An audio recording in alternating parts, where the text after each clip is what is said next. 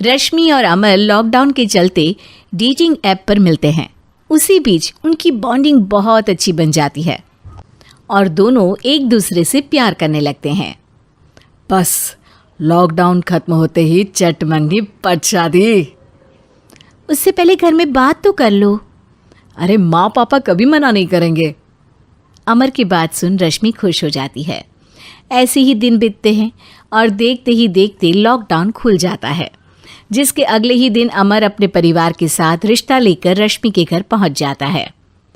अभी लॉकडाउन खुला ही है और कोरोना तो ख़त्म भी नहीं हुआ, इसलिए ज़्यादा कुछ ना करके अगले कुछ दिनों में छोटे फंक्शन के साथ शादी कर लेते हैं।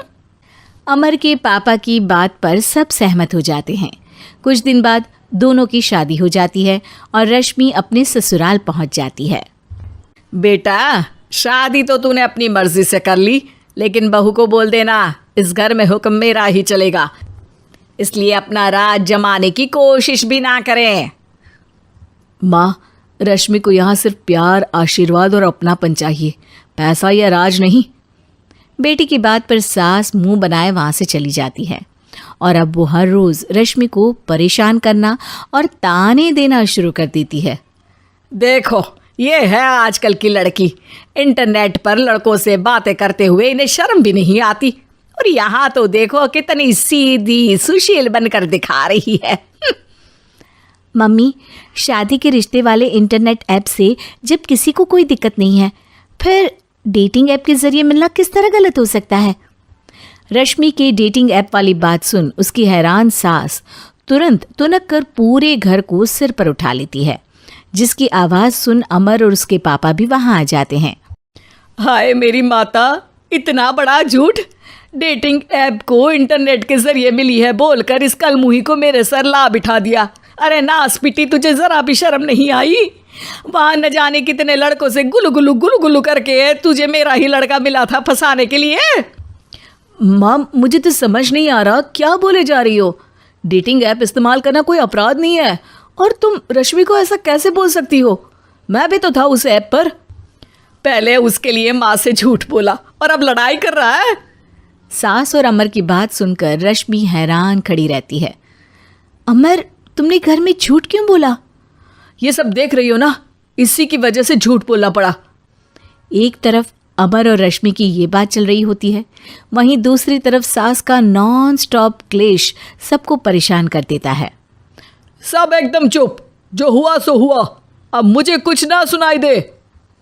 पति की बात सुन सास चुप होकर वहाँ से चली जाती है, लेकिन अब वो रश्मि के सिर दुनिया भर के सारे काम डालकर उसका जीना पहले से भी ज़्यादा मुश्किल कर देती है। मम्मी, मैं आपका गुस्सा समझ सकती हूँ, आपको जो करना है कर लीजिए, मैं कभी कुछ नहीं बोलूँगी।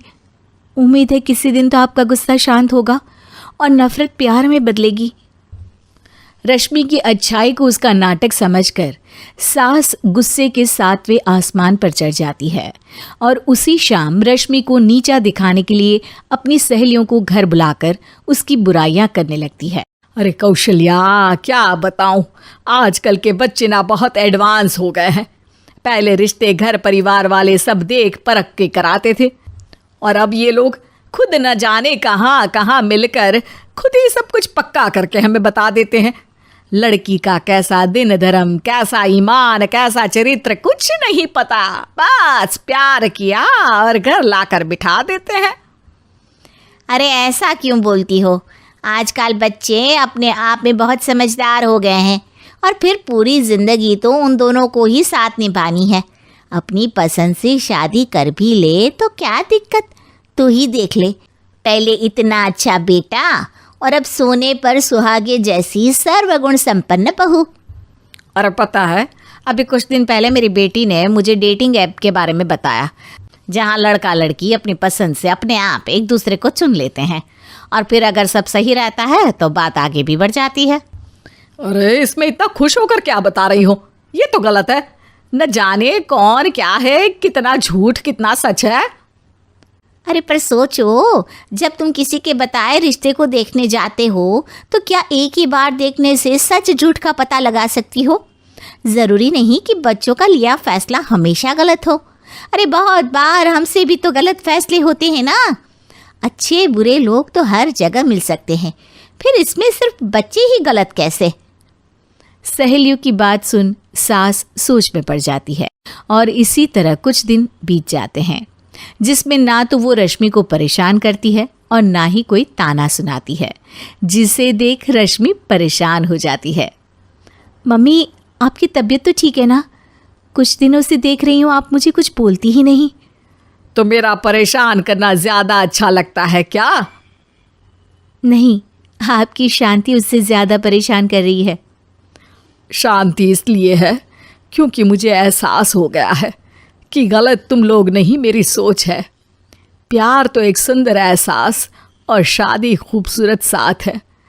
अगर ये साथ सच्चा है तो कहीं पर भी किसी भी तरह जुड़ा हो, उससे कोई फर्क नहीं पड़ता। आप कौन है? इतनी अच्छी बातें मेरी पत्नी तो नहीं बोल सकती। क्या आप भी?